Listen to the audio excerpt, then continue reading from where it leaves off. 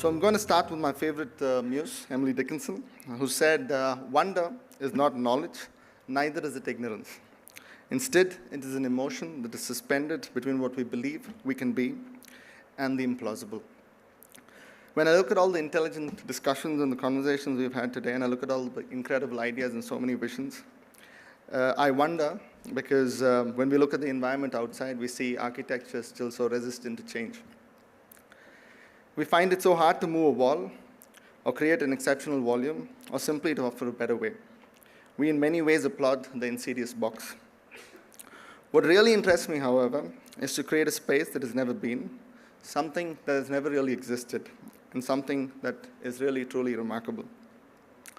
If you look back, form follows function is a maxim that much of the architecture world has been guided by. Propounded by Louis Sullivan, what it essentially did is in many ways restrict architecture from being decorative, assuming a more placid stance to what architecture should be, a staid approach in my words. Of course, architecture is about function, but if you look at the rewriting of the face by Bernard Tschumi and augment function with fiction, architecture could take on a completely different perspective, a perspective where architecture could be looked at a space for telling stories. Stories of the people who live in them, and stories of the people who work in them, as well as the stories of the people who create them. Almost all of the greatest structures ever built have had a story behind them and have succeeded against all odds. In fact, it is these odds that have made them special. So when I refer to fiction, I don't refer to it as a tale of the implausible or the improbable, but instead I wish to place it in a belief system of what is possible in a very real sense. So in my little practice, we are equally profound. I also believe form follows finance. And more often than not, we are faced with this on a daily basis, and we're trying to get, let's say, the packet through. And if you ignore it, you'll invariably fail with the outcome. So introduce the villains. I mean, every good story has a villain. And we have, of course, the municipality and Vastu. Odds that are impossible to avoid, and ones that I sometimes feel we must not resist. Instead, just include them and go on. I had an interesting class in school, and it was called Erwan. When turned around, it said nowhere or now here. While at the time we felt we were there and we were getting nowhere, today it taught me a very important lesson. And what it did really do is for you to be able to think around the box. What they did teach you to do is to think around the problem. And if you think hard enough, and I accept a problem as a challenge, then you can find different ways. So we are here today to discuss life and debate the adage, art imitates life. For me, it certainly does. And I see architecture as an embodiment of both art and life, an all-encompassing truth. I'm going to take you through an idea that guided us in one of our projects that has indeed imitated both art and life. This home for a developer, a large-scale developer here who wanted large terraces and one where both architecture and landscape stood as equals. The vertical transition of the space had to be in touch with nature.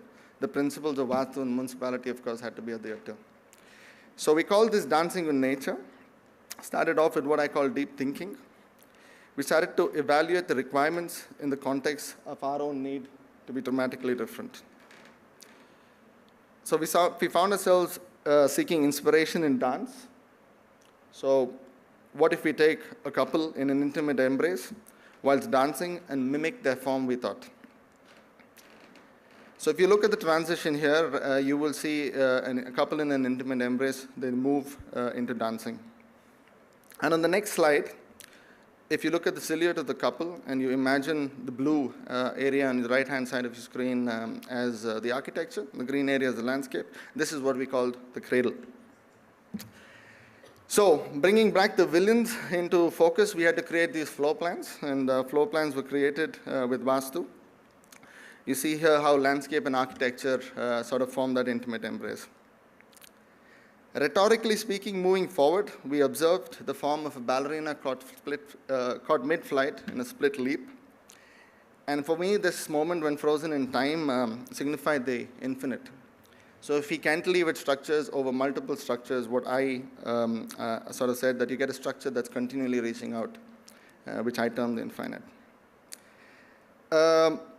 And this is what we call the leap. So you see here the structures, one on top of the other.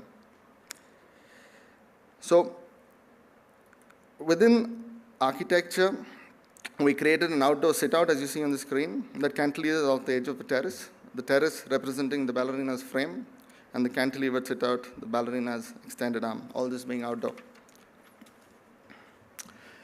Last but not the least, in continuing with the theme of dance, we decided to frame the main event.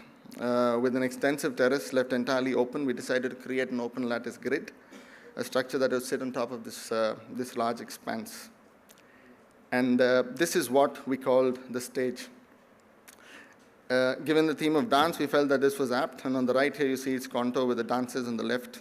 We used their profiling to create the arms that supported the trellis. In summary, by constantly orienting the interior spaces with the outside, we created a plan and structure that finds itself in harmony with nature, one where water and the landscape stand as an equal partner with the architecture, one where neither the continual or the momentary takes precedence. Instead, the house is both boundless and bound, infinite and finite, stone and liquid. So I present to you in 20 seconds, Dancing with Nature.